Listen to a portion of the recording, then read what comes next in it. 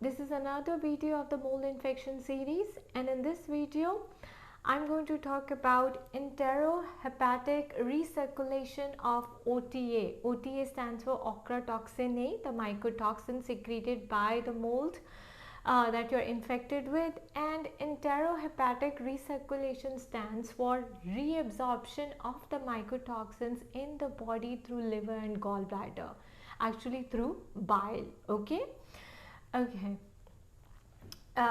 So let us see what enterohepatic recirculation of OTA is. Mycotoxins are secreted. Mycotoxins meaning the OTA. The mycotoxin are the toxins produced by mold in the body. So those toxins are secreted in the bile acids.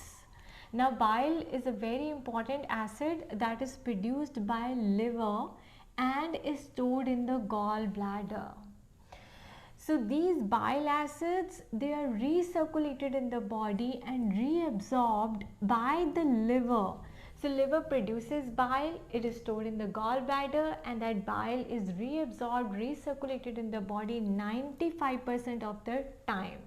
So guys, as a result, only 5% of the pure bile is available for our body to use every day. Okay, and rest of it, if you have mold infection, that means it is infected with the mycotoxins. And whenever you eat food, the gallbladder releases the bile to break down the fats in the body. Okay, so the importance of the bile is to break down the fats. Why is bile needed in the body? The job of the bile is to break down fats in the body. Okay.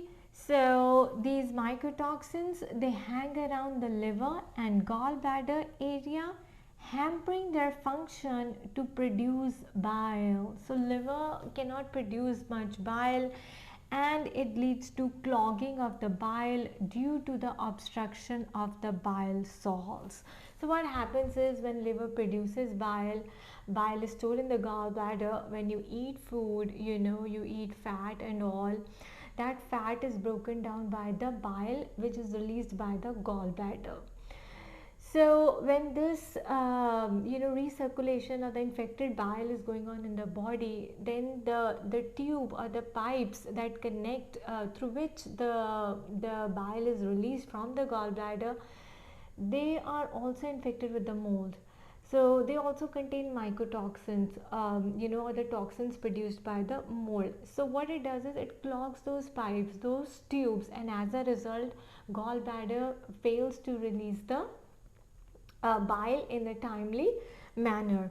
So what happens is, guys, in some cases this can also lead to cholesterol or the gallbladder stones, because the bile that is supposed to be released by gallbladder to break down the fats is not being released now. Why is it not being released? Because those ducts are clogged by the toxins, the mycotoxins of the mold.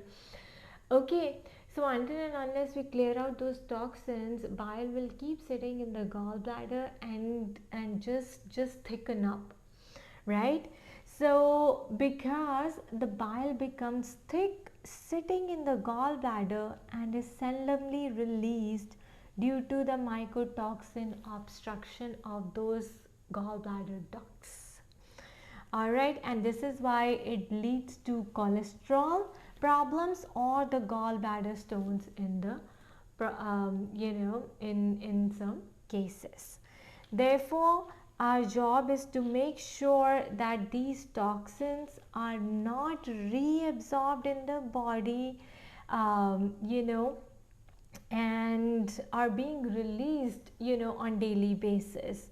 So they can be released through urine, through stool, and we can also use binders to bind these toxins so that everything doesn't get reabsorbed in the body.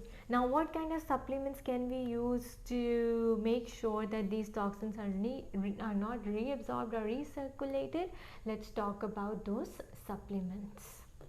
Okay guys, let's talk about what supplements can we use to stop the recirculation of infected bile in the body. So first is, we can use sequestering binders. such as zeolite, bentonite clay, and activated charcoal are the most commonly used ones. So activated charcoal is the most commonly used ones, but bentonite clay is also very effective and is also quite frequently used as a sequestering binder. So what does the binder do? Binder binds to the mycotoxins in the body and releases them and helps in the release of those toxins so that they don't get reabsorbed in the body. Another thing that you can use to stop the recirculation is phosphatidylcholine. So phosphatidylcholine is another supplement that thins up the bile. Remember I told you that liver produces the bile, it is stored in the gallbladder. So if the gallbladder doesn't release bile in the timely fashion, the bile is still sitting in the gallbladder and it gets thickened up, right? So it starts to thicken up because it's not being released, so it keeps piling up in the gallbladder, and what happens is it turns into a cholesterol or a stone. Okay, so what will thin up that bile and remove it from the gallbladder is phosphatidylcholine supplement that is used. Again, this is used in the functional medicine. So this is not the allopathy medicine protocol for treating mold infection that I'm talking about, guys. This is all functional medicine that I've applied to myself. I've used it, I have studied it, I am studying it. I'm actually working with Andrea.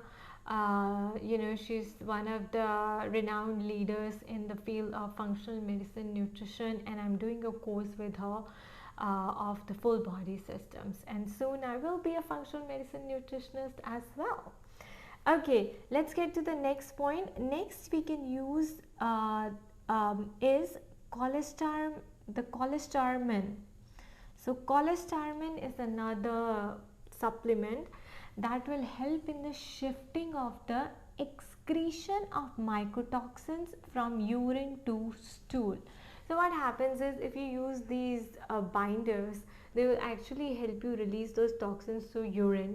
So urine is the primary exiting route, but cholestyramine, if we use, then that will shift the excretion of the mycotoxins from urine to stool, which means now your toxins will be released through stool, and you will be going to the bathroom, you'll be cleansing your bowels regularly and releasing the toxins as well. This is very, very helpful, guys. This is very, very useful. However, this drug or this supplement has its own side effects. So the side effects associated with cholestyramine, there are some side effects associated with cholestyramine. I'm not going to go into the details. Instead, doctors actually like to prescribe, or the functional medicine practitioners, they like to prescribe or recommend is glucosterone. Glucosterone is used instead of the cholestyramine. So glucosterone is a lesser known mycotoxin binder which can effectively remove these mycotoxins through its elimination of the bile acids. So we can either use cholestyramine or we can use glucosterone.